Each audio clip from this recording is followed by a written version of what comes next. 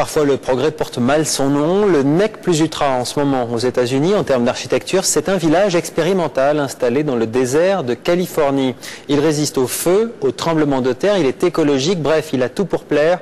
Et pourtant, l'idée est toute bête, il s'agit de construction de terre. L'architecte est d'origine iranienne et il n'a fait que copier ce que l'on faisait dans son pays depuis des millénaires. Reportage Martine Laroche-Joubert, Pascal Jouffriot. À la frontière du désert californien, un mutant. Nader Khalili, né en Iran, architecte, rêvait de gratte-ciel aux États-Unis.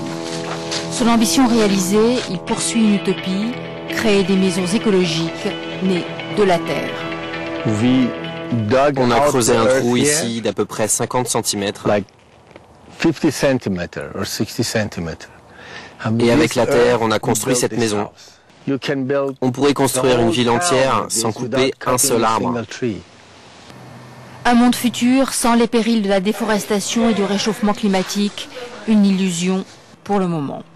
Mais ces maisons pourraient dès maintenant atténuer certains désastres bien réels.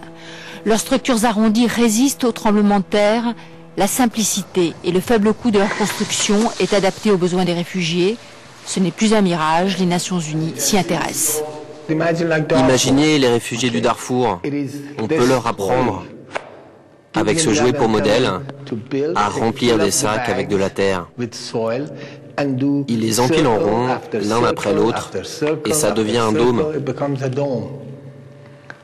Ni le feu, ni le vent, rien ne peut le détruire. Une technique si prometteuse que ces prototypes attirent aussi l'attention de la NASA, l'agence spatiale américaine. Avec un paquet de sacs, on peut construire un petit village.